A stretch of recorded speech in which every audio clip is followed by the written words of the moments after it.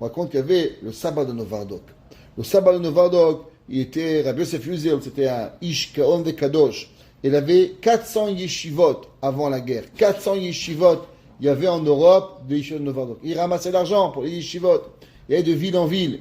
Et son père, quand il nifta le sabbat de Novardok, il a laissé à son fils un cahier avec chaque personne combien il donnait d'argent. Il allait d'année en année, celui-là me donnait 1000, je me donne 10 000, je me donne 5 000. Comment on fait maintenant aujourd'hui?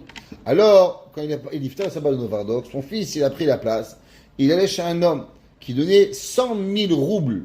À l'époque, c'était une fortune comme 100 000 dollars au sabbat de Novardok. Et quand il est arrivé chez lui, alors il lui a donné 1000 roubles. Il dit, Mechila, vous savez, j'ai juste une question, merci beaucoup pour ce que vous m'avez donné, mais la yeshiva, elle tenait sur vous. Et mon père, il m'a écrit dans le calepin que vous donniez 100 000 roubles. Comment vous donnez que 1000 roubles? Elle dit, je vais t'expliquer. Et tu sais, ma maison, c'est un palais, c'est un château. Et ici, le tapis que tu marches, c'est un tapis persan, c'est du marbre. Le fauteuil que tu es là, c'est un fauteuil qui vient d'Italie. Et chaque verre chez moi, c'est un musée. C'est le musée de... le Paris, là, comment il s'appelle le musée du Louvre, ma maison. Elle dit voilà. Et tu sais, et moi j'adore l'argent. J'adore les belles choses. Moi, ma vie, chaque chose, ça doit être beau.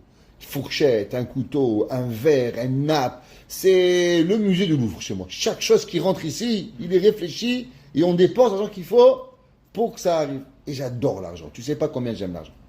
Et le seul qui arrivait à me faire oublier l'argent, c'est ton père. Ton père, il arrivait chez moi, toujours en hiver.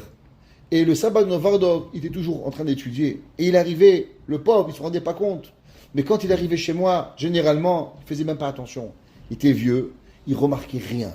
Il ne rendait pas. Juste ce qu'il voulait, c'est venir, ramasser l'argent pour la yeshiva et repartir. Et il arrivait avec les bottes, plein de neige.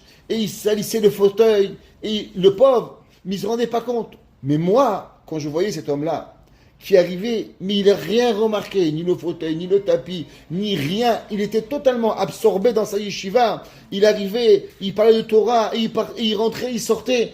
Il voyait rien, aucun matériel. Pour lui, ça n'existait pas.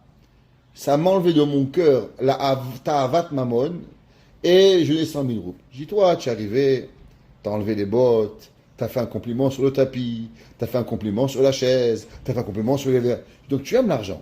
Si tu aimes l'argent, je l'aime encore plus que toi. Alors maintenant, je ne peux pas donner d'argent. Il a dit, ce monsieur, l'homme, il faut savoir que quand on réveille la ta'avat mamon, ça réveille. Plus tu en as, et plus tu aimes. Plus tu manges, et plus tu veux manger. Plus tu bois, et plus tu veux boire.